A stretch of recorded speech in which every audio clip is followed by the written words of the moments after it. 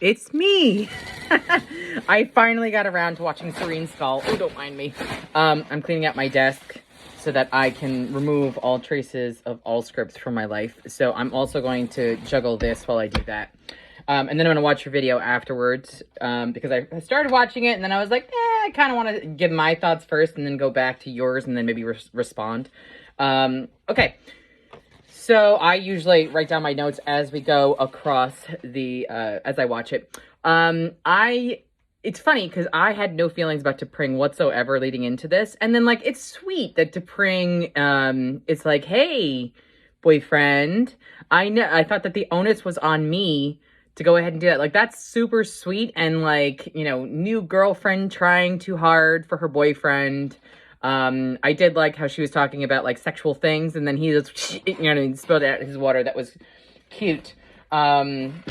It definitely, I thought it was sweet and cute how she did it, but in the same token, I was like, girlfriend, it is not up to you to have to figure this out. You know what I mean? Like, it's up to both of you together to work on it. And I did like how he addressed it, where he's like, this is a thing we should come to together, instead of it being just her responsibility. So that's cool. Pike, I agree, as always, is awesome. I had like 4 different times where I wrote that he was awesome. One, I did like his little mind games with it, but you're right, it is, like I said, I started watching like the first 10 minutes of your video, the first like 3 minutes of your video, and I decided to stop. But I agree with you, like, come on, you don't know you're being spun out from him. Like, he's conveniently too friendly here. He wants to cook for your friends. He's like, oh yeah, I would hate if that happened. You know what I mean? Like, that was kind of obvious, but it was cute. And I actually liked the relationship between him and Una enough for her to be like, Alpha Braga 4. And he's like, yep, Alpha Braga 4.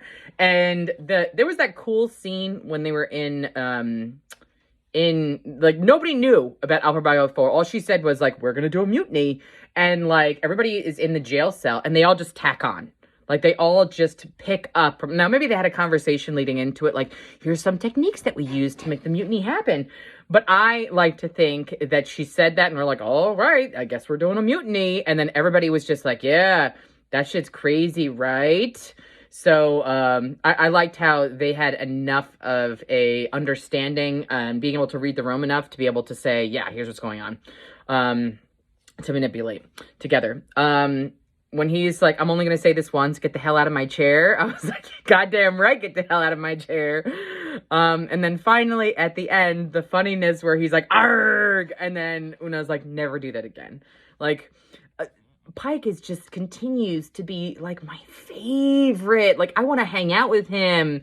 And I want to follow him to the ends of the earth. Like, does he need someone else to join? Because I can account manage the shit out of some aliens. You know what I mean? Like, I'm into it. Chapel, the MVP of the episode, I feel, to some degree, is Chapel, because she is stepping up in 100 different ways.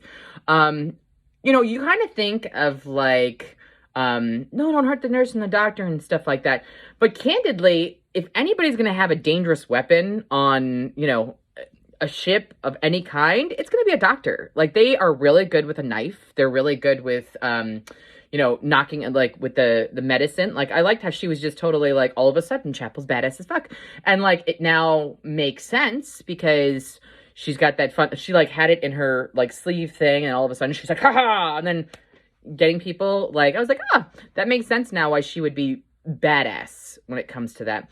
The kiss between her and fucking Spock was intense. I was like, oh goddamn, I feel bad watching this. You know what I mean? But it was, I get the whole point to whatever. When this chick showed up, I didn't know, you said something about her being trans. I wouldn't have guessed, and I wouldn't have cared if it had been a thing. It just seemed like she was very, she had 1 minute where she was very sexy, and then 1 minute where she was very damsel in distress. That's what made the deal, the like flip good, because you were so, at least I was so busy focusing on like the other aspects of her that I didn't see this part coming. I did like, I will use the term flamboyance as well. I like how she kind of like was able to take all of those other things and slip into like this cool, like, yeah, I will get you kind of whatever. I don't know. I kind of dig the extra-ness of it. I think it's funny. But again, Spock with the fucking chemistry with her, even the chemistry with her. Like, who the shit is she that we're gonna have chemistry with her? You know what I mean? I want to talk about that for a second. So I think back on all of our Spocks, and I think about the variations of it. We've got Nimoy's Spock, we've got Quinto's Spock, and we've got this one. So I feel like if I'm going to use like one word for each of them, like I'm going to for Quinto, I'm going to use sarcastic, because it feels like everything he says is Spock sarcastic for some reason. Like, I've never heard, like, you know, you pointed out to me many years ago when we first watched the movie, where you're like, have you ever heard a Live Long and Prosper be such an ass, like the dickish way he said that? And I was like, fuck yeah. So now every time I hear Quinto say anything, it sounds sarcastic to me. If I'm thinking of Nimoy is more contrite. You know what I mean? Like, he always feels that he's in a position of being right and being practical and all that. There's a lot about him that just feels, I'm trying to think if contrite's the right word, but that's the word I'm going to stick with. And then for some reason, this Spock feels sexy, this season at least. You know what I mean? Like, it seems like everybody who he hangs out with. Now, I don't know if that's also because just his vibe, the way he looks, the way he acts, the way he's playing Spock. But it definitely feels like more sex appeal than like anything else. And I don't know why it's like that. But sexy. I feel like everything he does is sexy in some stupid way or another. Even the way that he was saying, he just made out with Chapel. And the way that he's like even saying goodbye to Pring is sexy. And I was like, God damn it. You know what I mean? Like, I don't understand what it is about this that's weird. But I find it very appealing. I had to laugh at, I don't remember what the guy's name is. At the dude's makeup, I think it was an Orion or something like that. His makeup felt very old school. Like, if I were to go back and watch Shatner, it would watch, and they had Orions. That's what they would look like, with the green face mask and the weird, bushy, whatever. I do enjoy how they pretty much made, like, the captain. Now, obviously, we find out that this Angel is, like, the captain. But we made, like, this captain, like, a fun, gay pirate. And I was like, I love that we're giving you all these cool adjectives as a character that's just all over the place. Because, like, you know, when you think of, like, old school pirates, they're all manly men and stuff like that. And, like, this guy's, like, funny, and he's talking about, I would hate to hurt a strong jawline. And I was like, okay, I like you. And then watching how Angel then is like, you know, once they're like, that's not really the captain. We already knew that because dramatic irony is wonderful in shows. Again, Spock and Chapel, back to that one scene. That's one scene was just intense, but I liked how they did it because it was just, of all the things, it was, you know, it was very smart how he thought about it. And T'Pring calls it out later, where she's like, oh, I knew it was no big deal because I knew that, you know, you saved both of our predicaments and blah, blah, blah, and you couldn't possibly fall for a human. He's like, right. I did like how he's like, you know me well to her, and then talking to Chapel, and he's like, you know me well. And I was like, you just told on yourself, friend. You know what I mean?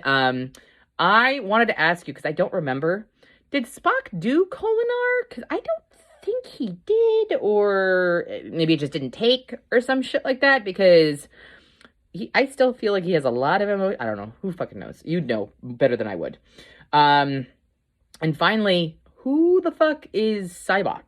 Like, when he mentioned, you know, Ambassador Sarek, and I was like, Dad, you mean Dad? And then she's like, isn't that your dad? And he's like, yeah. So I don't remember a Sybok story. Are we gonna do something ridiculous, like have Sybok be like Spock's twin? I'm looking at the name now, and I was like, really? We couldn't get more creative with Sybok and Spock? Like, we had to... Sure. I'll laugh if he looks like him, because we saw him from the back, and usually whenever you see someone from the back and you don't see their face yet, it's because they look exactly like the same character that's talking. Anyway, I like this episode. I thought it was, pirates, space pirates, cool. I agree with you in that I like that the chick is still out there somewhere because we can always get up to hijinks again later, or some nefarious plot that she's still involved with. And then I'm interested to see where the Cybok story goes. But you'll have to tell me if we ever met him or if I should know that or anything like that because I don't remember that at all.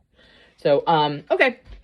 I'm going to watch yours. I'm going to send this. I'm going to upload this to YouTube. Hopefully it doesn't take like 6 hours to do. And then I'm going to watch yours and then probably just respond after. All right. Talk to you soon. Bye.